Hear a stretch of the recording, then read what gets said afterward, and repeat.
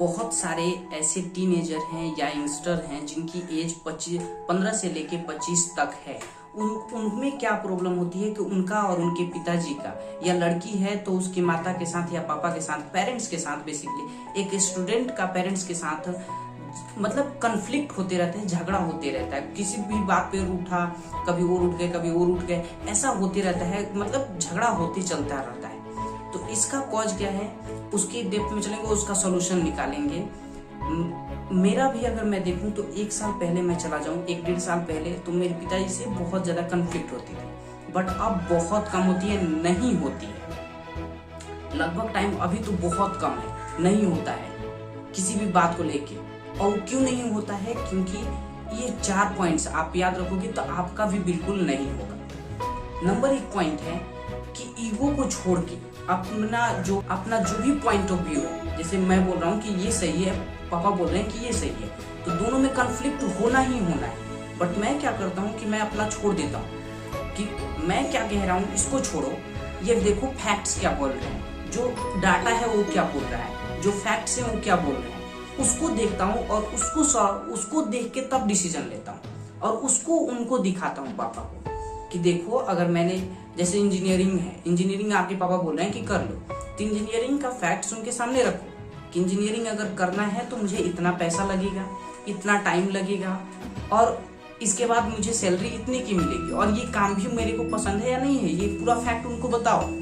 उसके बाद से फैक्ट्स दिखाने से क्या होता है, माइंड क्लियर होता है, अपना भी माइंड क्लियर होगा, उनका भी, सामने वाले का भी क्लियर होता है। तो फैक्ट्स दिखाओ ना, क्यों अपनी ईगो को, अपने पॉइंट को प्रूव करने के चक्कर में लगे हो। ऐसा ही मैं बहुत बार करता था कि अपने पॉइंट को प्रूव करने बजाय कि अपने फैक्ट्स को दिखाने के, कि फैक्ट क्या है कि अगर मैंने ये काम किया तो ऐसा ऐसा रिजल्ट होगा, इतना टाइम लगेगा, इतना पैसा लगेगा, इतना एफर्ट करना होगा, जो कि ये मुझे काम भी पसंद नहीं है। तो ये सारी बातें उनके सामने रखना होता है। एक पेन और पेपर पे लिखो, या फिर ऐसे सिंपली बैठ के बात करो। झगड़ा करने से अच्छा होता है, झगड़ा नहीं होता है, बेसिकली आपस में बातचीत होती है, थोड़ी ज्यादा हो जाती है। तो उसको क्या करो कि बैठ के कॉपी कलम पे फैक्ट्स को लिखो। नंबर 1 पॉइंट कि फैक्ट्स को दिखाओ, खुद समझो, आप सही हो या गलत हो ये फैक्ट्स तय करें, आप नहीं तय करोगे। आप क्या करोगे, सिर्फ कि फैक्ट्स को सामने रख लोगे, तो क्या होगा कि आपका भी माइंड क्लियर, सामने वाला की भी माइंड क्लियर। तो इससे बहुत हद तक बहुत सारी लड़ाइयां आपकी खत्म हो जाती हैं। दूसरी जो बात है वो ये है कि हम कोई भी झगड़ा हो, उसमें हम सामने वाले को सुनने के लिए तैयार नहीं होते।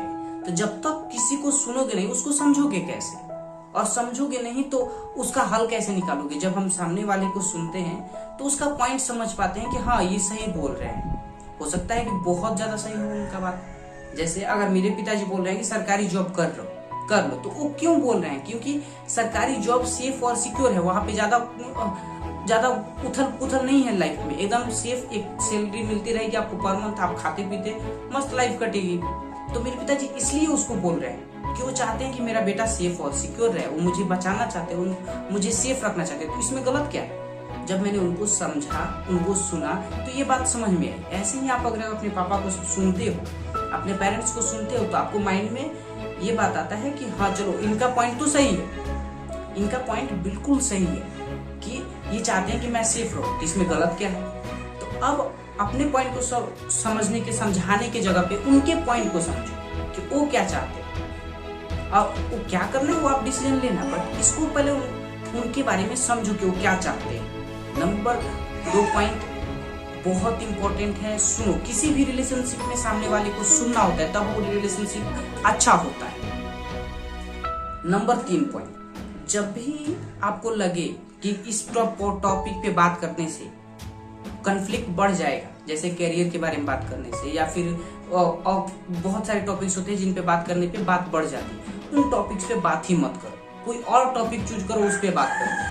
जैसे कि अगर मुझे बात करना होता है तो मैं पापा से बोलूंगा कि आप ये काम कैसे हुआ था, दादाजी ने कैसे किया था, पास्ट के बारे में बात करने लगूंगा, किसी स्टोरी के बारे में बात करने लगूंगा। इससे क्या होता है कि उनको भी अच्छा लगता है और पास में बैठ के बात भी करते हैं। जरूरी थोड़ी है कि दिन रात बैठ के सिर्फ कैरियर के बारे में ही बात करोगे, सिर्फ कन्फ्लिक्ट ही करोगे। कन्फ्लिक्ट करने से क्या होगा, आपका भी माइंड गंदा होगा, उनका भी माइंड गंदा होगा। तो तो इससे अच्छा है कि स्ट्रेस किसी का नहीं बढ़े, दोनों खुशी रहें। इसके लिए आप क्या करो कि अनदर टॉपिक पे बात करो, किसी और टॉपिक पे बात करो, किसी कोई कहानी के बारे में, छठ पूजा के बारे में, किसी भी टॉपिक पे आप उनसे कुछ पूछ सकते हो, कुछ जान सकते हो, कुछ सीख सकते हो। उनके एक्सपीरियंस से बहुत कुछ सीखा जा सकता है। बहुत कुछ ऐसा है जो वो अपने एक्सपीरियंस में रखे हुए हैं, उसको खरीद के निकालोगे तो निकल जाएगा। बहुत कमाल का ज्ञान मिलता है वहां से। मैंने बहुत सारी चीजें सीखी।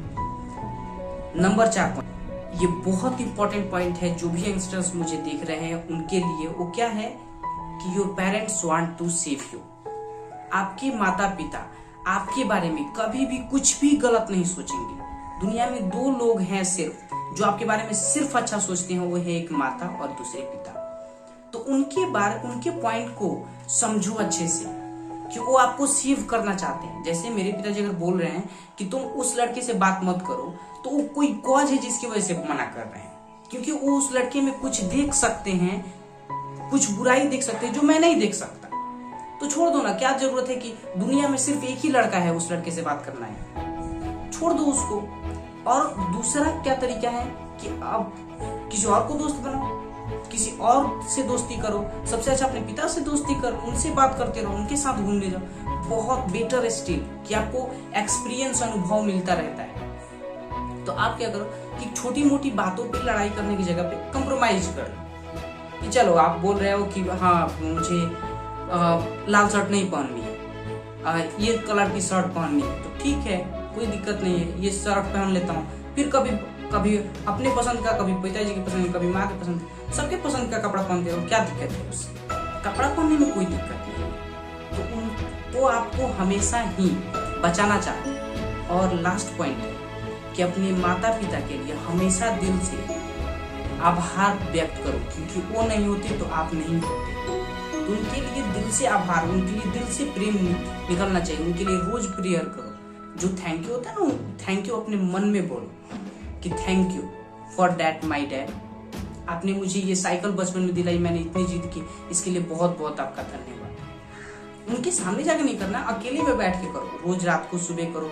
इससे क्या होता है, धीरे धीरे ऐसी ही नजर बन जाती है लोगों को देखने की। तो इससे आपका बहुत इम्पैक्ट पड़ेगा आपकी थिंकिंग पे, आपके रिलेशन पे। किसी भी रिलेशन में ये 4 पॉइंट्स बहुत जरूरी होते हैं और इनको अप्लाई करके आप, मेरा जैसे हो गया कि अब झगड़ा बहुत कम होता है, वैसे आपका भी बहुत कम हो जाएगा।